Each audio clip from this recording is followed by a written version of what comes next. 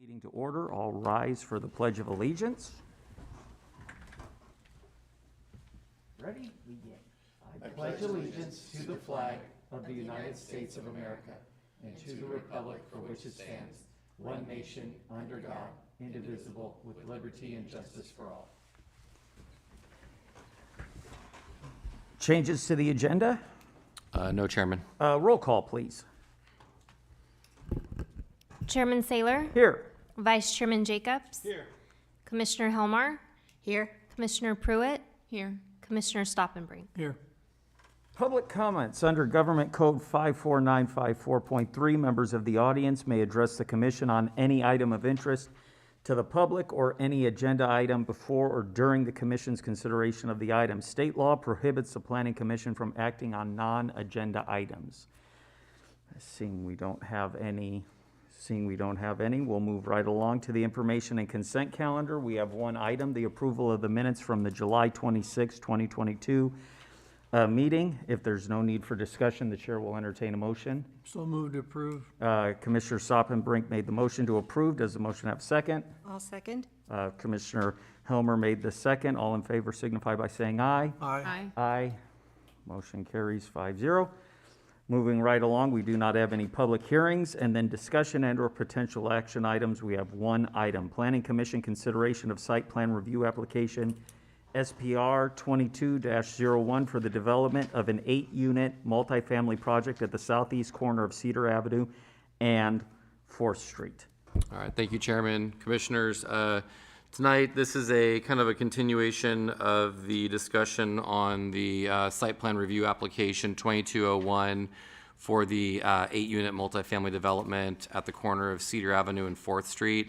Back on July 25th, the City of Coalinga received an application from the applicants for a site plan review for approval of a proposed 8-unit multifamily housing development located on the southeast corner of East Cedar and 4th Street. The proposal project site consists of 2 parcels totaling 15,000 square feet that is currently zoned and designated residential high density. This proposal incorporates all the feedback from all city departments.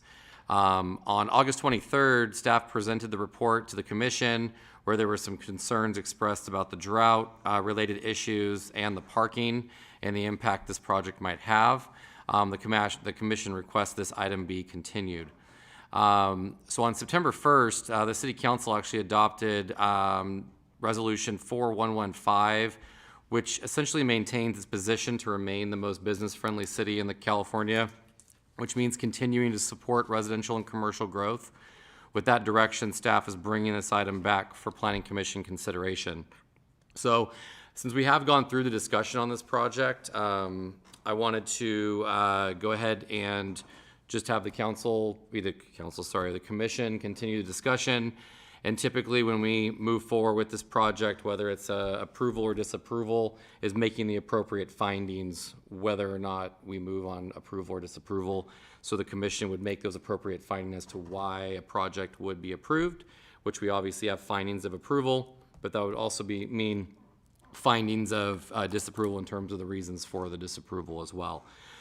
So at this point, I'm going to open it up to the commission for further discussion. If there's any other questions for me, the applicant is in the audience as well. So if you have any specific questions for the applicant, they would be more than happy to answer them as well. Thank you. Well, Commissioner Stoppenbrink. Yeah, I've got a few more follow-up questions from our last meeting. What, if anything, has changed since the status with respect to the water since we last met, as far as the allocation for the city? Well, the city has received a additional allocation or additional update to the city's public health and safety allocation from the Bureau of Reclamation based on our requested amount. And then also the city is actively looking for additional water to purchase because there's still going to be a shortage of water that has to be purchased. However, that is currently in the works on acquiring the additional needed water for its shortage to get through the rest of the water year. And which brings me to another question. What is the fiscal year in which our allocation is done? Is it a calendar year? Or It's actually water year is like completely different than any other year. It's basically March 1st to the end of February. So it starts March 1st through the end of February. So our current water year ends on February 28th. So we've got, what, 6 more months to go? We do have a schedule that we kind of look at based on historical use. We start seeing a steep decline in water use by about October, November, even lower, and then December, January, and February is relatively low in terms of water. So we're kind of coming out of our highest water usage months, which is usually July and August. It kind of starts upticking significantly in June through August, and then depending on how hot it is in September, it can hang on for a while, and then it starts dropping off. So based on the forecast where it was publicly stated by the council as well as published in the paper, we only had 1 month's water left. So right now, with the additional allocation, with the additional increase to the USBR supply, to our public health and safety supply, I think we're good till about the middle of December. And then from there, we're in discussions on purchasing water that will get us through the water year. Okay, so we got a couple more months to figure out where the balance of the water will come from between December and February. Yes, I mean, once we are able to purchase the water, then that will, it's basically it doesn't get held anywhere. It's just a transfer, a contractual purchase of the water made available to us for the remaining part of the year. The water 100% comes from the feds. Our allocation is 100% surface water from the federal government is our contracted water. So it's all surface water. Okay. And then as far as the price that you're negotiating to pay for the new water, has that been established yet? No, Or is that- Not okay. yet. So the $2,500 per acre That was foot what is- staff had asked the council to authorize staff to purchase water at. We don't know if it's going to be that much or not. Okay. Now, is there going to be a similar issue with respect to the gas that the city controls? Is that an issue for supply? As of right now, in discussions with the council at previous meetings, we did do the rate increase for natural gas just due to the volatility. We have since purchased on futures about 60% of our base load for the remainder of basically through the winter to get us through the winter.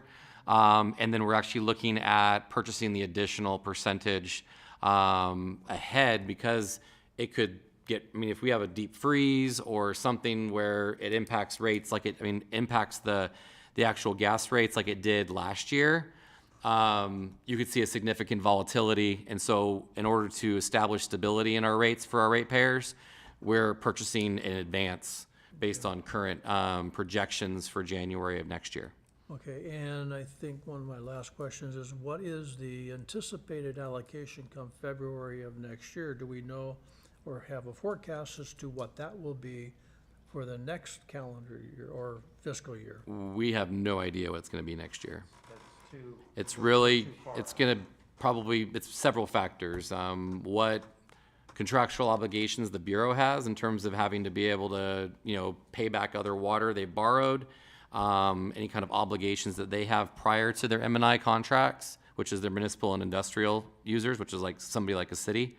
If we have a heavy rain year, a good wet season, then, but the majority of our water originates up in Shasta and makes its way down into the San Luis Reservoir. Well, I realize it might be early to ask that question. However, I think there more than likely would be some scenarios that could be available to us based on a 20%, 50%, or 80% of normal rainfall, what we can expect in the way of allocation come February, and that's, That would have to come from the Bureau, and they typically do not give allocations in advance. Even this last water year, not the current one, we didn't even really find out till almost June.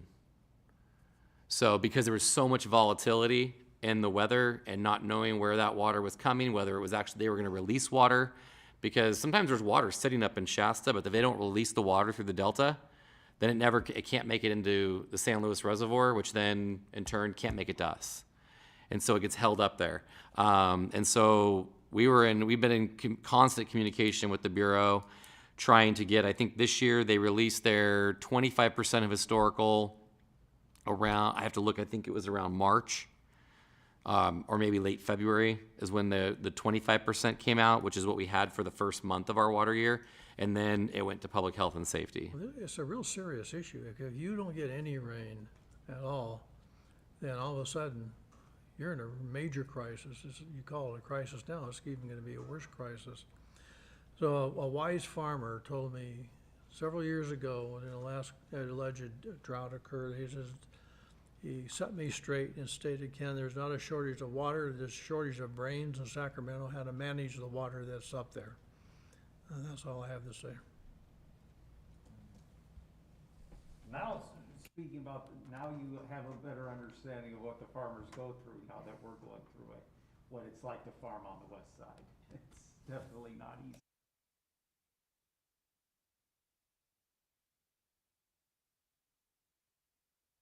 Yes, I have a couple questions. So if this project were approved, what would the construction timeline look like? You can come up to the podium. Microphone should be on. Is it on, Larry? Should be. Yeah. I think so. Yeah. Yeah. The timeline typically for the actual construction is quite quick, maybe 4 months. Once we get permits to push forward, we're not people that have other projects going on that are taking a lot of our resources. We do have one fairly large project, maybe 2 in Kerman, but it shouldn't take away from our focus on this project. So I would say 4 months. 4 months, okay. And so then when would you expect the units to be available for occupancy? And that's a different question because Right. of PG&E right now. Okay, Timelines for utilities can be anywhere up to 12 months, 10 to 12 months. We have a project in Mendota, almost identical, just fourplex, a single fourplex building that we started last September that we're still waiting for utilities for. It's all done, it's been done for almost 6 months, but utilities are really holding us up right now. now during the construction phase of it, and this applies not just to your project, but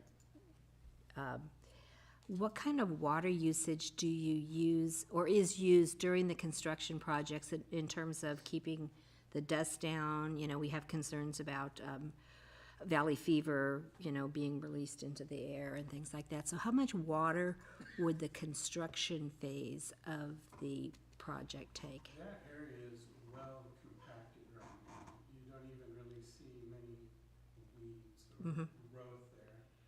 And that's typically due to a very, very good dust control of the area by the owners. I don't see a lot of water needed there, very, very minimal amounts of water. And for dust control, I mean, I don't really see a lot of need for dust control. It's just a very compacted ground. It's perfect for building and Okay. construction. Now, and Sean, this might be a question for you. When construction happens here and they need water, does the city sell them that water? Yes, so what they'll do is they'll apply for a construction meter, and then they put a construction meter on the hydrant, and they pull off that, and then they pay a rate on the construction water. Do we, as a city, do anything to monitor their use of the water to make sure that it's as prudent as we're expecting our citizens to be? To an extent, yeah, I mean, we have, our inspectors are out there. Typically, when we have projects of this size, or even like these larger apartment projects, our inspectors are out there every day. I've been even specific with my guys in terms of, I know that sometimes we've had some issues with the meters where they'll leak. And so I've brought that to their attention just to make sure we're monitoring that. I think actually when the district office was being built, there was a meter on the backside over there, and I noticed the meter was leaking a lot. That was quite a few years ago, but just, it made me think about it because we are trying to be conscious about water. But typically, the water use during the construction phase is gonna be for dust control or when they're doing excavating for footings or anything like that, or underground. It's not a tremendous amount of water. And I think sometimes we get caught up on the thousands of gallons when we're dealing with hundreds of thousands and acre feet, which is like almost 400,000 gallons per acre foot. So I think the benefit to, and based on the water, it makes up for it. I mean, it's not a significant amount. They're using it when they need dust control. They may fill up a truck. I mean, on this size of the site, they're probably not even using a water truck. They may just be spraying it out in the areas that they're working, so. It's just that it's one of those things that is visible to residents, and so sometimes when they're feeling pinched with their water usage and they see,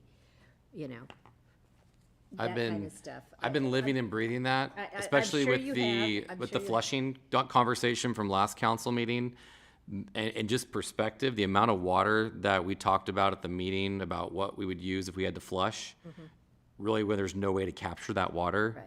is probably more in one flushing than they would use during all of their construction. Okay. So, I think it's just trying to get the perspective on the construction side. Okay. And we do realize the water issues that we're all facing here in Central California, and even more focused on your community in Columbia. We do recognize that. Thank you. And I think my next question is for you, Sean, again. When the council reissued their statement about being business-friendly, was that in response to questions that we've been having about the balancing the priorities of the city? I Housing and. have a feeling water? it was, yes. Okay. Because when I just read it in the minutes, I thought it was kind of odd, but then you tied it in your discussion, so. Yes. Okay. Okay. Well, that's all my questions. Thank you very much. Just a couple of questions. We are very business friendly. I've never seen anything like this happen before because of, the planning commission not wanting other than just this emergency measure we're in. And just, please don't take this personally. I'd love to see that project. My background's construction. And I know you're not gonna waste any water because you're paying for it. That's the other point. My question to Sean is, our city needs to have a certain amount of flow running through these water lines, or it stagnates and we all take those showers. So we're flushing these hydrants or whatever to get that water. Do we have an amount of water that we know these lines need to have passed through them before to keep them fresh and running? Not really. I mean, you could run a hydrant at, and Larry's gonna correct me if I'm wrong, but at about 2,000 gallons a minute. And it depends, you run it till it clears up. So we've had calls from folks in the area where we go, and if they call and complain about it, we'll go out and take a look at it. We've had one where she filled up a tote with some water, and it was kind of a different color. We just had, but the hose was very low. So we had her, hey, turn it on all the way, let it run, 15 seconds, it cleared up. So, it's a combination of folks' pipes and then the fact that water is moving slower. The temperature of the water affects the pipes. So you're seeing some of that's coming off the pipes. The water is safe to drink, we all know that. It's just that it has that discolored look to it. But I meet with my folks almost on a daily basis, if not every other day, just making sure, hey, if we have certain pocket areas that we need to address. But as of right now, everything is good in terms of, other than the aesthetics of the water is still there. And that's why we moved, if you noticed at the last meeting, to go to one day, everyone watering on the same day to help push that water through the system all at once, rather than breaking it up over a 3-day period. So we get more water use at one time to try to move water through the system. And then the city runs that water different directions, right? You guys backflow it, from what I understand, does it? It's all pressurized system, so it's all gonna run based on where the flow needs to go. And don't we have scheduled a pump going in this fall or something? I think you were talking about it earlier in the year. said we were gonna wait till the fall when there was. So we have a big capital improvement project for the Derrick Reservoir to rehab that tank. We have put in the bypass, which was the first component of being able to actually rehab the tank, because we have to take the tank down. But that will happen next fall. That's gonna happen next fall, yeah. We're waiting on some responses back on grant funding. So once we find out, we didn't want to move forward with the project, and then right before we're about to start, the state say, hey, we got you $6 million to rehab your tank. No, it's okay. We already started. Because we know it takes time once we get that, if we get the money to secure contracts, and if we know that we're going to receive the funding, we may even have to go a little bit longer out to do that. But we know we can bypass the tank now, which is what the biggest hurdle was, is whether we could take that tank offline and still pressurize our system and operate our distribution system with that tank offline. And we've done that in the last couple months. It has been off. You didn't even notice, but we ran it in bypass, because I can smell it, but I. oh yeah, no, that's different. The bypass is just basically bypassing the tank. So we're not using the tank to flow water in town. It's just the water's going right around it. And then, just the perspective, have we been cut down to about 20% of our usual allotment for water? I've heard numbers of 10, and now we're at 2. Is that correct? Our contracted amount is 10,000 acre feet. We typically use around 4,100 acre foot. We're expecting to use about 3,600 acre foot this year. We're probably allocated, I think, I don't have my math with me, but we're at probably like, I think with the additional allocation that we received, we're probably at 75% of our historical use received that. So we're at about 3,000 with our allocation. We've been able to work to try to increase that just based on some discussions we've had with the Bureau. And then we're gonna be short just the difference. And then just with the additional conservation measures, that's gonna hopefully bring down our cost of how much we have to actually buy, which is good. We started out at like 1,000 acre foot we were gonna have to buy, and we're down significantly from that. Yes. Were you finished, Jim? Yeah, I just, one comment, and it really doesn't matter, a couple people I've talked to, the city has a surplus of money right now. And I don't know that to be true, I'm not in the booking, but the perception is they need to spend that money and buy some water, for citizens. And I know that's not falling on your shoulder, but, if we do have surplus and there's water available, and it's from some of the measures we've taken with the cannabis or whatever, I think it would be good to use that money. And I'm sure I'm not the first one to say that, to get some water in our little community. Yeah, well, I mean, that's a policy decision the council has to make, so I mean, that's not, yeah. But yeah, no, that's it. Mr. Stoppenbrink.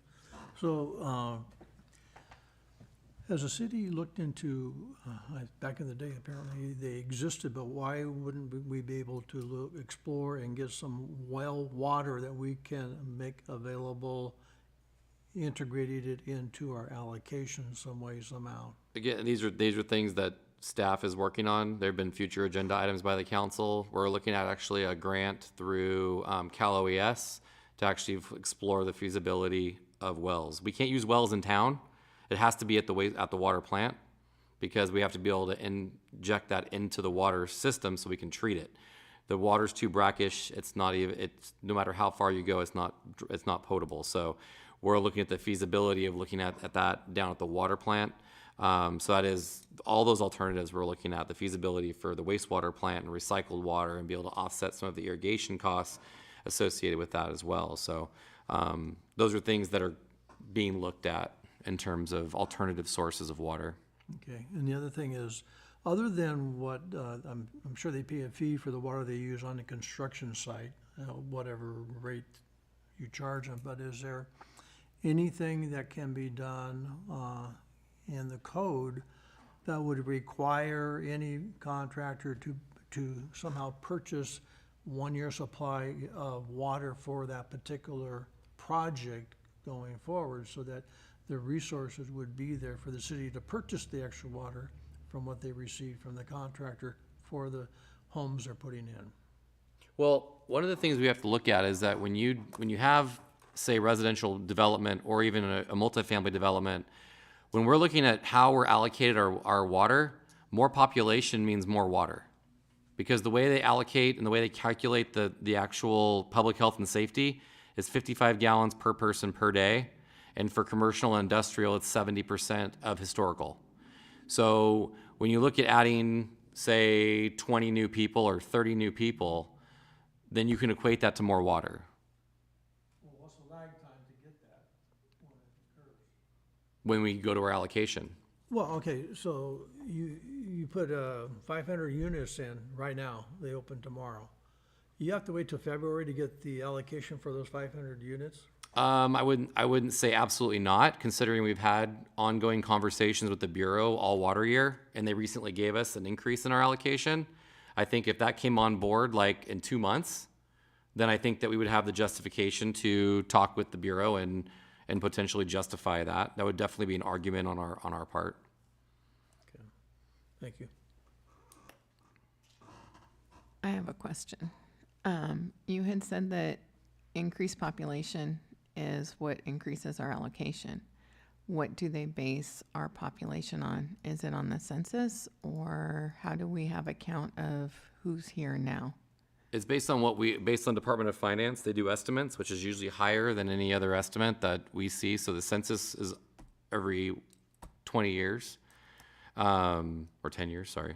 But we also have but the Department of Finance does raw estimates every year. And so typically we would look at that. You know, in my conversations and how we've been able to determine that, if, you know, population at the prison they take that into account as well. So if we say, and they want legitimate numbers, they want to know what the numbers are. So if they go based on Department of Finance, but the prison just increased by 500 inmates, all we gotta do is tell them and give them the information from the prison saying, hey, you know, the population is actually 500 more at the prison.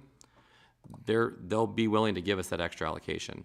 And this is just from our experience of working with the Bureau in this last year, is that they are definitely open to considering, you know, where we're at. And I think between Larry and I and Dan Bergman, our consultant, we have really maintained that communication and really tried to get as much out of them as we could. How do we get so short then? Because there's no water. There's no water. I mean, our reservoirs are historical lows. There's just no water. We are on public health and safety allocation, which means we have absolutely no contracted water. Which means that we're given a zero allocation, but because we are an M&I customer, they have to at least give us public health and safety. It's flowing out into the ocean, 7-8%. That's a fact, that's not hyperbole, that's a fact. 78% of the water coming from Shasta goes out into the ocean, in the Delta. I would say a lack of brains in Sacramento, how to manage what they have. I know, I know we get our water from Shasta, but I was at the top of Rocky Mountain National Park summer 2021, and it was in June where there should have been a snowpack, and there was no snow.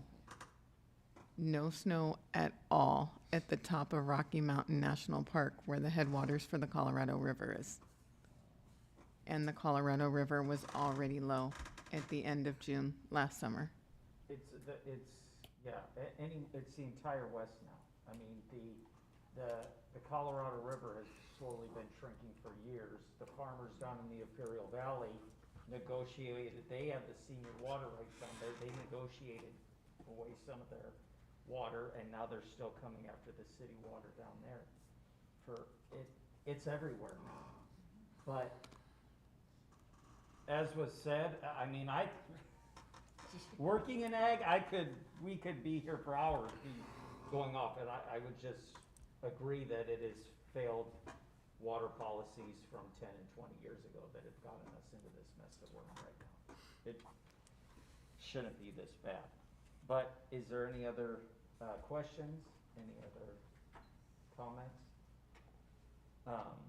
So Chair will entertain a motion. I motion to approve. Commissioner Helmer made the motion to approve. Does motion have a second? I'll second. Commissioner Pruitt made the second. Roll call, please. Commissioner Helmer, Aye. Commissioner Pruitt, Aye. Commissioner Stoppenbrink, No. Vice Chairman Jacobs, No.